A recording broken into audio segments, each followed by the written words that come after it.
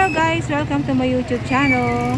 Today, September 22, ay fiesta ni Santo Tomas de Villanueva. Narito ngayon ako sa simbahan. Ngayon sa kasalukuyan ngayon ay may misa dito. Papakita ko lang sa inyo ngayon na naghahanda na po yung mga kapaligiran ng mga tao para sa mamaya magdadagsaan ng mga tao para mamili ng kanilang mga bibilhin at ipag-irak ang fiesta ng Santolan, Pasig City. Ayan po. Ayan po, meron pong mga nagbebenta dito ng mga kung ano-ano sa may simbahan. Ayan. May mga bracelet, mga laruan, mga damit ng bata. Ayan. Super saya naman, fiesta dito. Umaga pa lang. Guys, ano? Naka-ready na sila. Huwag sana umulan. So, kasalukuyan ngayon na mayroong misa na ginaganap. Kung narinig niyo po. Ayan, may parado mamaya. Ang Diyos na nagkaloob ng kadakilaan at kagayaan ni Santo Tomas de Villanueva na ngayon pinararalan ay siya naman magpala sa inyo ngayon at magpasawalang hanggan. Amen. Ang mga manalangin ni Santo Tomas de Villanueva ay magpapanawa ng inyong pagdaya mula sa kasalukuyang kasamaan.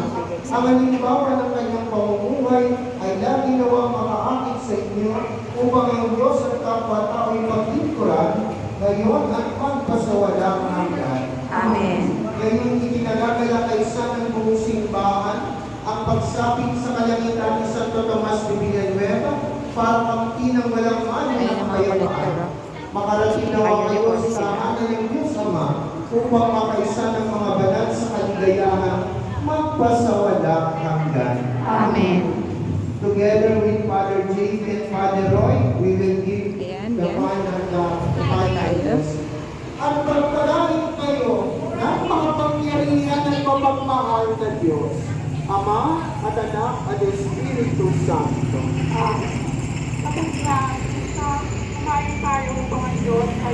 So ito yung tsura ng, simbahan sa Santo Tomas. Ayan po.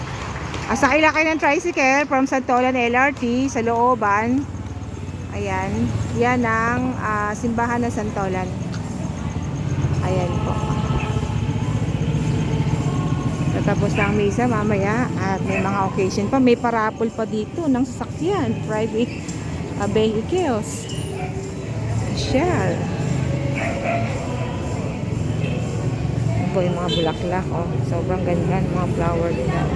O, diba? Saya. May paparada nila to.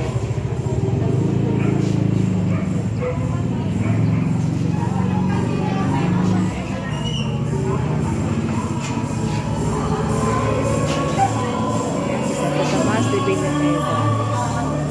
Pagbigay.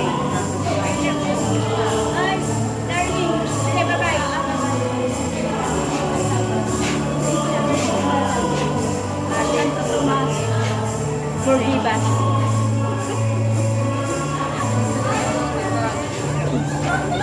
Ayan, tapos ng misa. Ay, may tala akong payo. Saysay ng mga tao dito. Nagdiliwang ang fiesta.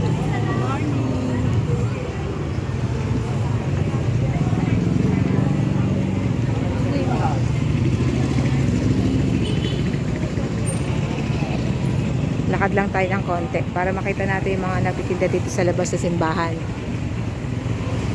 Ayan o, pasyal na kayo dito, pesta dito. Makipesta na kayo mga kaibigan. O, may mga toys pa. O.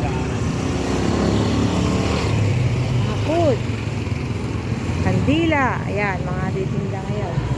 Sigurado mamaya, di naman nakadaan dito mga sasakyan. Okay, for now, ito muna ang aking may feature sa inyo. Dito sa Besa sa Santolan, Pasig, September 22, 2023. Okay guys, happy Besa sa mga taga Santolan. Happy viewing. Bye!